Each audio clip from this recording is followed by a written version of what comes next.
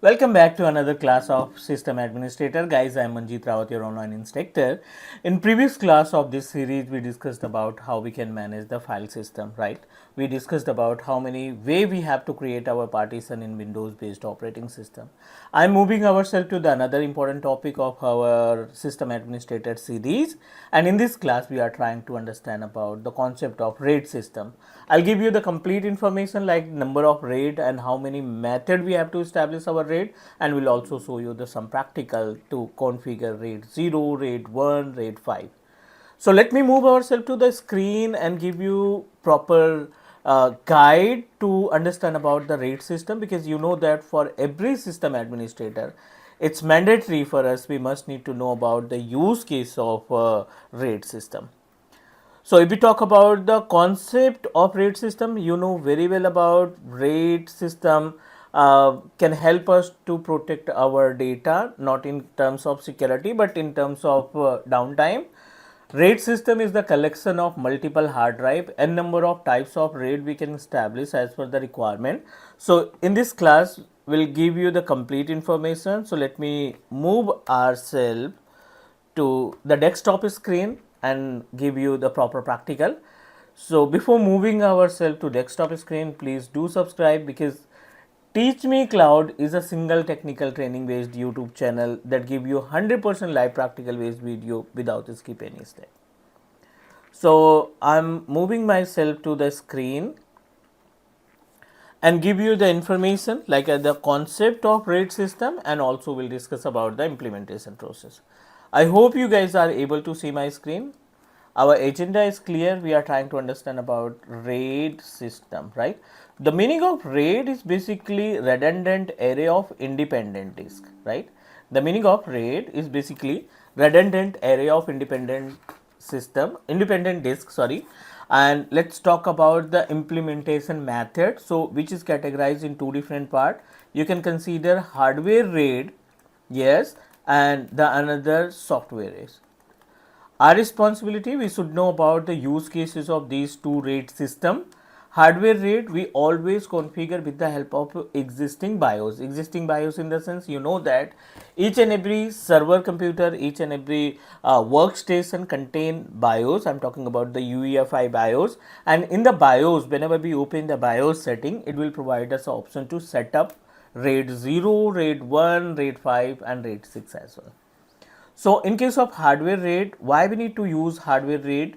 The important part for the RAID system, you need to configure using BIOS. No need to use any third party tool, like any kind of third party application not required to configure our hardware RAID.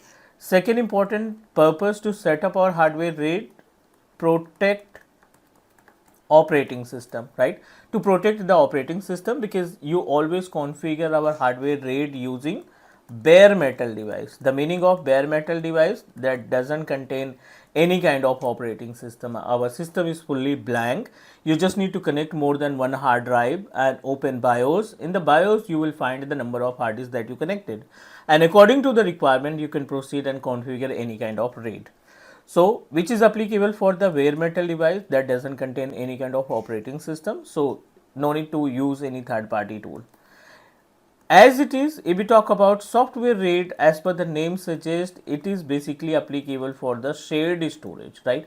Any kind of shared storage that you want to establish, like as a SAN storage or NAS, or any kind of FTP server you want to establish in the environment, then definitely we can proceed with the software RAID. Why we need to use this particular RAID? Save data, like any kind of file and folder. We are able to utilize, we can utilize, we will use our software RAID for backup, right? Snapshot, any virtual environment that you establish and you want to create the snapshot for your virtual machine, then definitely it will help us. And it is also applicable for the replication, right? And distributing the storage.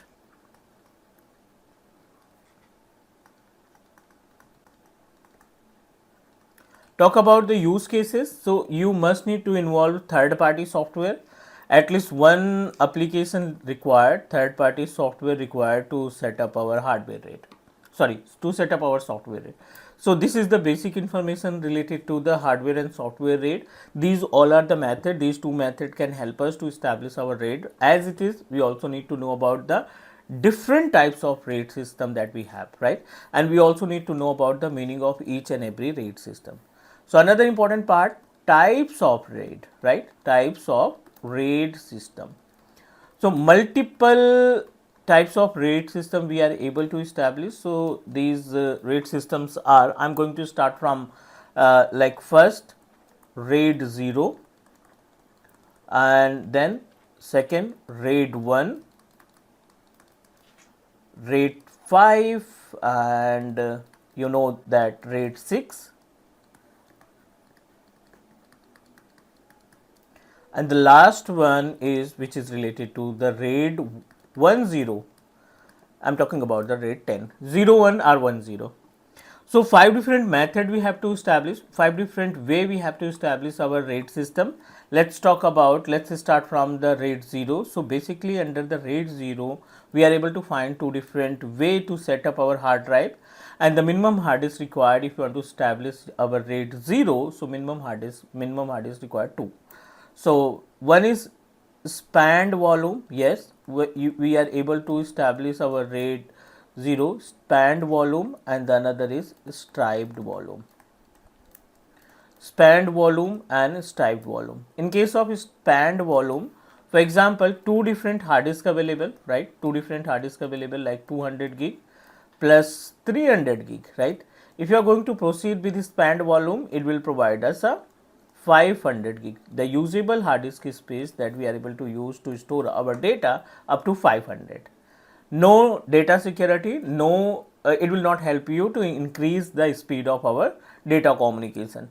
But in case of striped volume, for example, you are going to use 200 gig of hard drive, the another hard disk capacity with 300, it always pick the minimum hard disk space, like in this case 200 gig is minimum hard drive.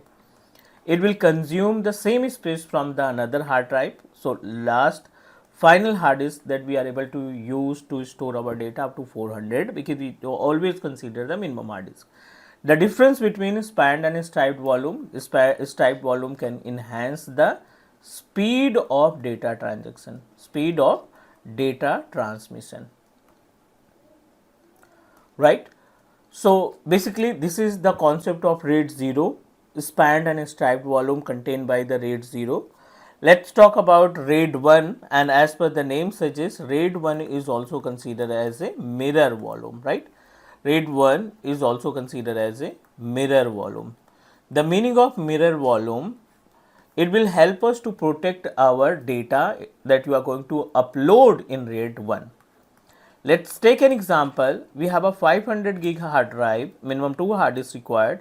Another hard disk is also with the same capacity, right? 500. If we talk about the final hard disk space that we are able to get in case of both the hard disk capacity are 500 GB, so we are able to store up to 500 gig of data, because it will create the mirror of same data. Like you are going to create one folder or any kind of file and you want to put into our RAID-1, so it will divide your data and put it into the 2 different hard drive. Same file you will get in our disk 1, same file we are able to find in disk 2 as well. So if you want to protect your data, then definitely please proceed with the RAID-1 concept. I'll show you the practical as well. I'll give you the complete information about the steps, what are the steps required to establish our RAID-1. So let's talk about, I hope you guys are okay with that. And next, let's talk about the RAID-5. So for the RAID-5, it's mandatory for us.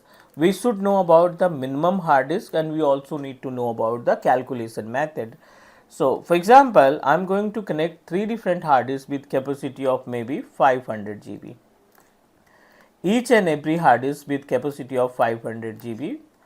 And let's talk about what will be the final hard disk space, because minimum hard disk required 3, and by using these 3 different hard disks, we are going to establish our RAID-5, and RAID-5 is also considered as a single parity, right? It is also considered as a single parity. The meaning of single parity, if any problem occurred with any single hard drive, we are able to revert back our data. We are able to revert back our data.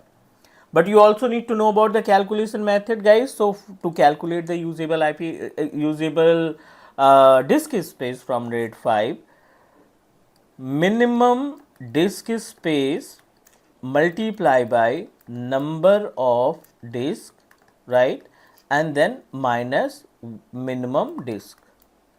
This is the formula that you can use to calculate the usable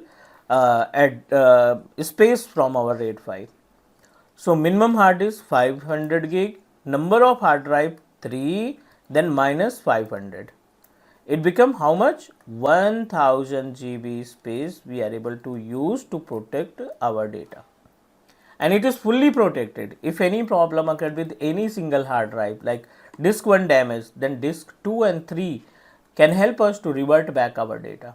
As it is, if any problem occurred with disk 3, then disk 1 and disk 2 will help us to revert back our data.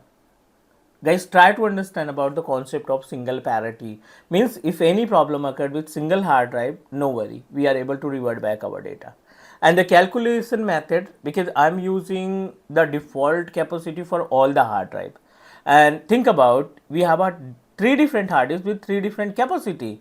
200 disk 1, 250 disk 2, 350 disk 3. So in this case, you must need to use this particular formula to calculate the usable hard drive space for RAID 5. I hope you guys are okay with the RAID 5 concept. Let me proceed for the next and really important RAID system, RAID 6. As per the name suggests, the meaning of RAID 6, as per the name suggests, RAID 6 is basically related to dual parity, and the minimum hard disk required 4. Minimum 4 hard disks required to set up our RAID 6, and the formula remains same. You just need to subtract minimum 2 hard disks from the list that you have added. 500 GB, the all hard disk with capacity of 500 GB, right? And our responsibility, we need to calculate the usable space. Minimum disk, again same formula, multiply by number of disk, then minus 2 disk. And you also need to choose the minimum hard disk space. So again 500 into 4, how much it is? 2000 minus 2 disk 1000, and the final disk space will be 1000 GB. So this is the final disk space, but it will provide us a dual parity. The meaning of dual parity, if any 2 hard disks from the list are damaged, although we are able to revert back our data. For example, disk 1 and disk 2 damage, we are able to revert back the data from available disk. Disk 1 and disk 4 damage, we are able to revert back the data from disk 2 and disk 3. Means dual parity, definitely you have to invest more to purchase the hard drive, but definitely we are able to revert back the data if 2 different hard disks damage from the environment. I hope you guys are okay with the theoretical concept part.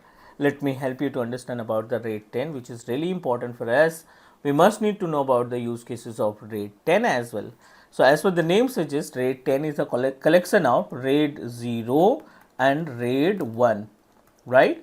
So in case of RAID 0, spanned and striped volume available, and RAID 1 means mirror volume. So it will help us high speed of data transmission plus security of data.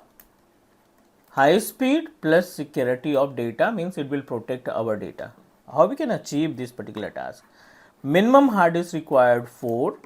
Like I'm going to implement 4 different hard disks with the same capacity, 500 GB, then 500 GB, 500 GB, and another hard disk with same capacity. Okay. If you combine the both space by using the striped volume, right? So the final disk will be 1000 GB. As it is in this case, you are going to combine the space, the final disk will be 1000 GB.